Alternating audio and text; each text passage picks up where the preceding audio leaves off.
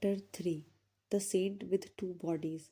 Father, if I promise to return home without coercion, may I take a sightseeing trip to Banaras?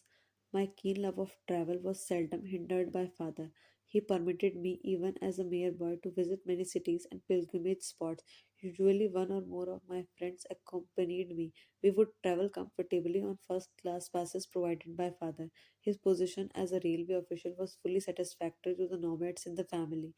Father promised me to give my request during due consideration. The next day, he summoned me and held out a round trip pass from Bareilly to Banaras, a number of rupee notes and two letters.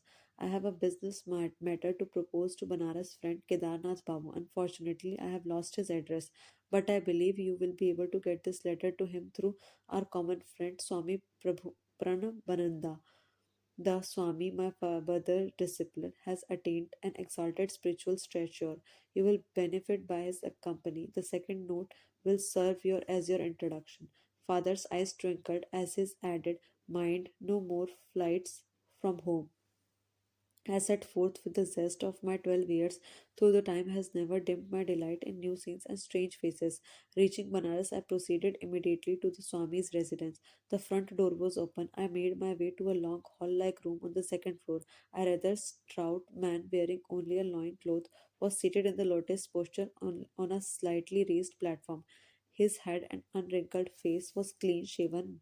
Beatific smile played about his lips to dispel my thought that I had intruded. He greeted me as an old friend. Baba Anand, bliss to my dear one. His welcome was given heartily in a childlike voice. I knelt and touched his feet. "Are you Swami Prabhananda?" He nodded. "Are you Bhakti's son?" His words were out before I had time to get father's letter from my pocket. In astonishment, I handed him the note of introduction, which now seemed superfluous. "Of course, I'll locate Kedarnath Babu for you." The saint again surprised me by clairvoyance. He glanced at the letter and made a few affectionate references to my parent. "You know, I am enjoying two pensions. One is by recommendation of your father, for whom I once worked in the railway office. The other is the recommendation my heavenly father, for whom I have conscientiously finished my earthly duties in life." I found this remark very obscure. "What kind of pension, sir, do you receive from heavenly father? Does he drop money in your lap?" He laughed. "I mean pension of fathomless peace, a reward for many years of deep meditation. I never crave money now. My few material needs are amply provided for you. Later, you will understand the significance of second pension." Abruptly terminating our conversation, the saint became gravely motionless. A sphinx like an air enveloped him. At first, his eyes sparkled as if observing something of interest, then grew dull. I felt abashed at his peculiarity. He had not yet told me I might meet father's friend. A trifle, yes, restlessly. I looked about me in the bare room, empty except for us two. My idle gaze took in his wooden sandals lying under the platform seat. "Little sir, don't get worried. The man you wish to see will be with you in half an hour." The yogi was reading my mind, a feat not too difficult at the moment.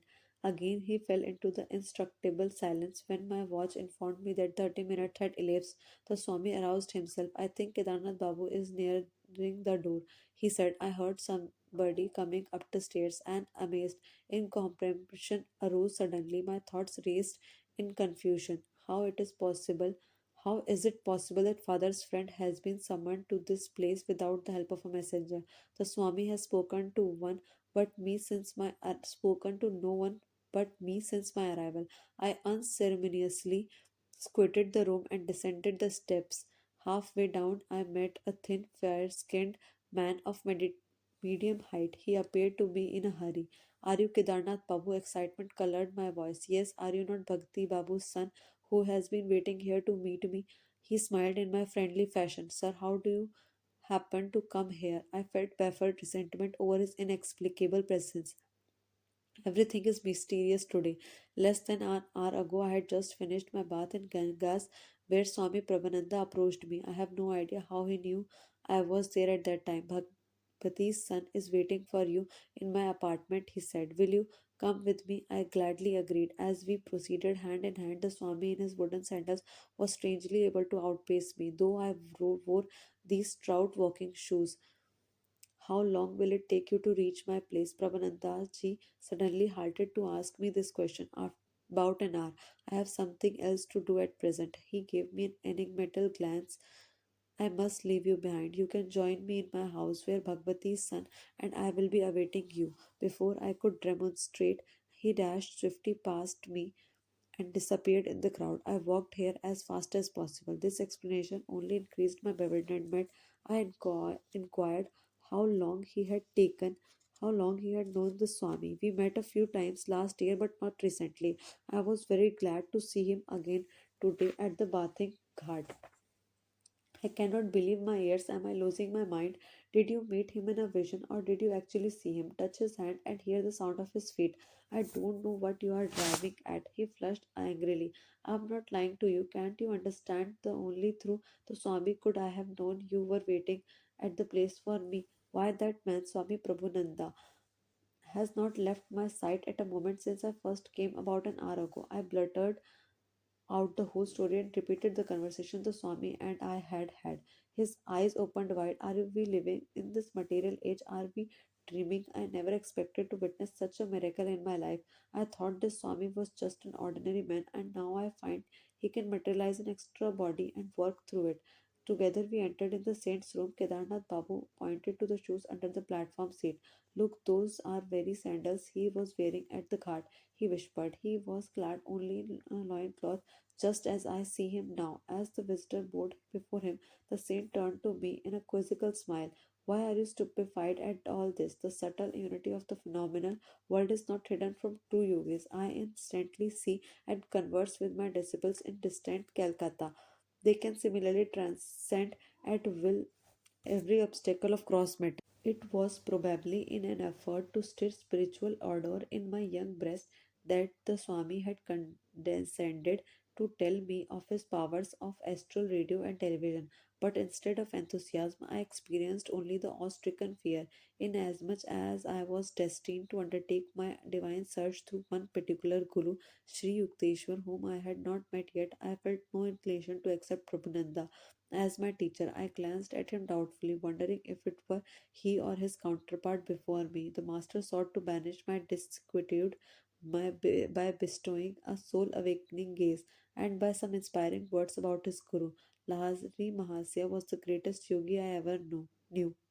He was divinity itself in the form of flesh. If a disciple, I reflected, could materialize an extra fleshy form at will, what miracles indeed could be bared to his master? I will tell you how priceless is Guru's help. I used to meditate with another disciple for 8 hours every night. We had to work at the railway office during the day. Finding difficulty in carrying my clerical duties, I desired to devote my whole time to God. For 8 years, I preserved meditation half the night. I had wonderful results, tremendous spiritual perceptions illuminated in my mind, but a little veil always remained between me and the infinite. Even the superhuman at earnestness, I found the final irrevocable union to be denied me. One evening, I paid a visit to Lahari Mahasya and pleaded for his divine intercession. My importunities continued during the entire night.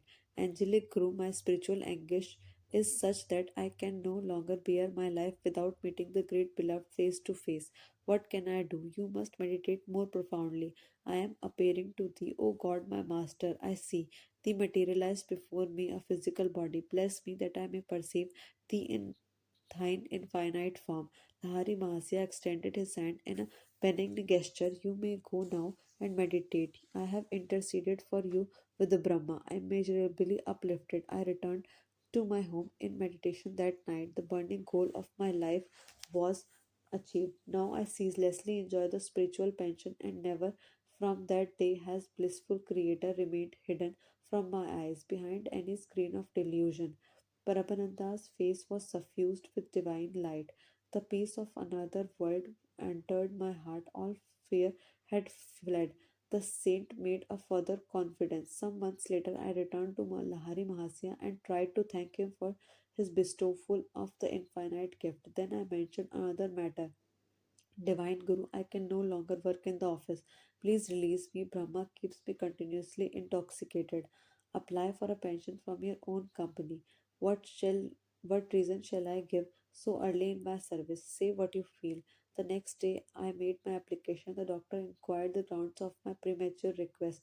At work I find an overpowering sensation rising in my spine. It permeates my whole body, unfitting me for the performance of my duties.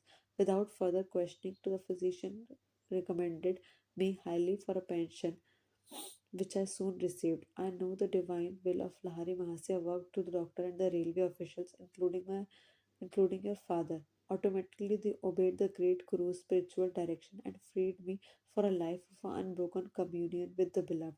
After this extraordinary revelation, Swami Prabhananda retired into one of his long silences. As I was talking leave, touching his feet reverently, he gave me his blessing. Your life belongs to the path of renunciation and yoga. I shall see you again with your father later on. The years brought fulfillment to both these predictions. Kedarnath Babu walked by my side in gathering darkness. I delivered father's letter, which my companion read under the street lamp. Your father suggests that I take a position in Calcutta office of his railway company. How pleasant to look forward to one, at least of the pensions that Swami Pravananda enjoys. But if it is impossible, I cannot leave Banaras. Alas, two bodies are not yet for me.